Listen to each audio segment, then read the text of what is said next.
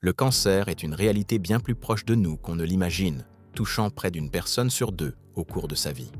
Si la génétique et le hasard jouaient un rôle, la science nous apporte aujourd'hui une lueur d'espoir.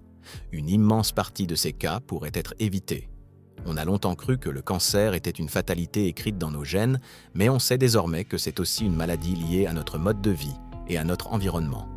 Votre corps n'est pas juste une victime de ses gènes, c'est un jardin dont vous pouvez préparer le terrain. En agissant sur l'inflammation et sur les signaux que nous envoyons à nos cellules, nous pouvons rendre notre corps hostile au développement des maladies. Et l'outil le plus simple pour cela, c'est ce que nous mettons dans notre assiette chaque jour. L'un des ennemis les plus discrets de notre santé se cache dans les boissons sucrées. Cela va bien au-delà des sodas. Les jus de fruits, les cafés sucrés et les boissons énergisantes sont de véritables pièges.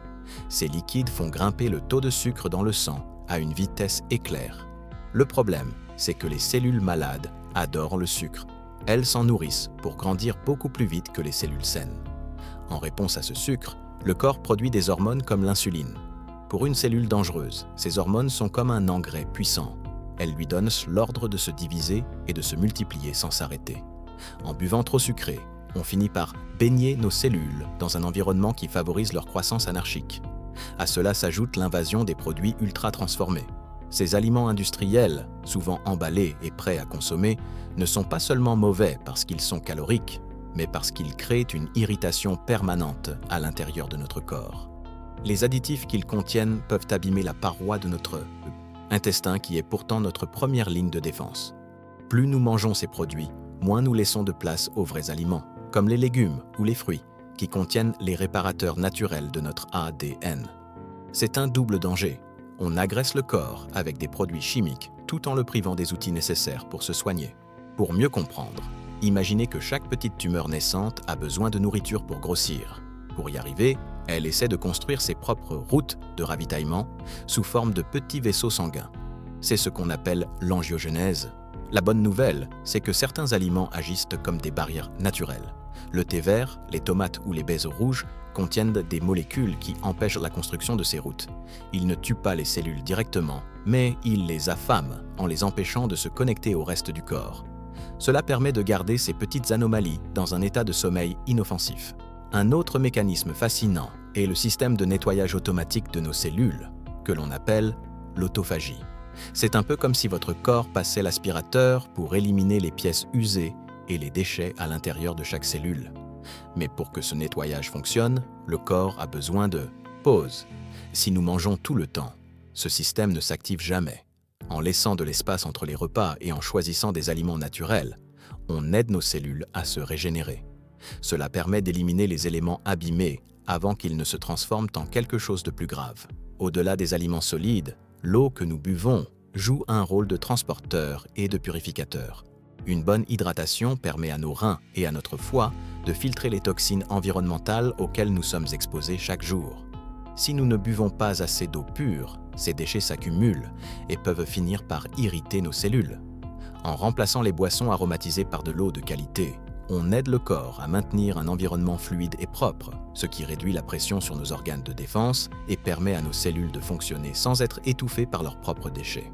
Il ne faut pas non plus sous-estimer le pouvoir des épices, qui sont de véritables pharmacies naturelles. Le curcuma, le gingembre ou le poivre noir ne servent pas qu'à donner du goût. Ils contiennent des substances qui calment l'inflammation à la source.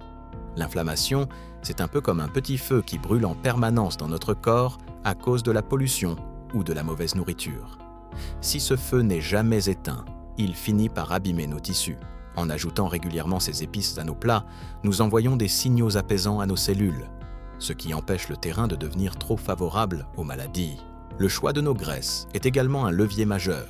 Toutes les graisses ne se valent pas. Alors que les huiles industrielles très transformées peuvent favoriser l'inflammation, les bonnes graisses, comme celles de l'huile d'olive, de l'avocat ou des petits poissons gras, agissent comme du lubrifiant pour nos cellules. Elles protègent la membrane qui entoure chaque cellule, la rendant plus résistante aux agressions extérieures. En nourrissant notre corps avec des graisses de qualité, nous renforçons la structure même de notre organisme, lui permettant de mieux filtrer ce qui entre et ce qui sort de nos cellules. Une astuce visuelle très simple pour protéger sa santé est de manger l'arc-en-ciel. Chaque couleur dans un légume ou un fruit correspond à un protecteur différent. Le orange des carottes protège la vue et la peau, le violet des aubergines protège le cerveau et le vert foncé des épinards apporte de l'oxygène à nos tissus. Plus votre assiette est colorée, plus vous offrez à votre corps une armée complète de défenseurs. C'est la diversité de ces couleurs qui garantit que tous vos organes reçoivent les outils nécessaires pour réparer les petites erreurs qui surviennent chaque jour dans notre code génétique. Enfin, il est important de se rappeler que la digestion commence dans la tête. Si nous mangeons dans un état de stress ou de précipitation, notre corps ne peut pas absorber correctement les nutriments, même si le repas est sain.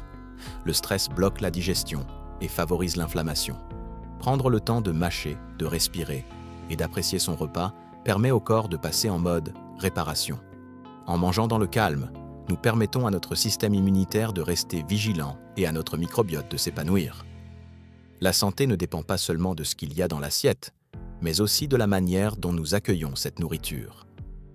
La question de la viande, et surtout de la viande rouge, fait souvent débat. Il faut avant tout faire la différence entre la charcuterie et la viande fraîche. La charcuterie, jambon, saucisson, hot-dog, contient souvent des conservateurs qui se transforment en substances agressives pour notre intestin. Pour la viande rouge classique, le secret réside dans l'accompagnement. Si vous mangez de la viande avec beaucoup de légumes, les fibres des plantes protègent votre côlon. Les fibres agissent comme un bouclier. Elles aident les bonnes bactéries à fabriquer des substances protectrices. En résumé, la viande rouge n'est pas forcément un problème si elle reste occasionnelle et qu'elle est toujours accompagnée d'une grande portion de végétaux. Il faut aussi voir notre ventre comme une forêt tropicale remplie de bonnes bactéries.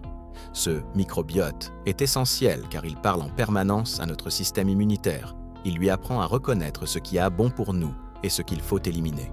Une alimentation trop riche en sucre et en mauvaise graisse finit par tuer ces bonnes bactéries, laissant notre système immunitaire aveugle. Au contraire, manger des aliments variés et des produits fermentés, comme le yaourt ou la choucroute, renforce cette armée intérieure. Un ventre en bonne santé est une sentinelle qui veille sur tout le reste de l'organisme. Enfin, la manière dont nous cuisinons est tout aussi importante que ce que nous mangeons. Lorsque l'on fait griller de la viande à très haute température, comme au barbecue, des zones noires et carbonisées peuvent apparaître. Ces parties brûlées contiennent des substances qui peuvent abîmer nos gènes. Heureusement, il existe des astuces simples. Faire mariner la viande avec des herbes, de l'ail ou du citron réduit énormément la formation de ces produits toxiques. L'idée n'est pas de devenir parfait ou de se priver de tout, mais de comprendre que chaque repas est une chance de renforcer notre santé. En choisissant des aliments simples et en cuisinant avec soin, nous créons une barrière solide contre la maladie.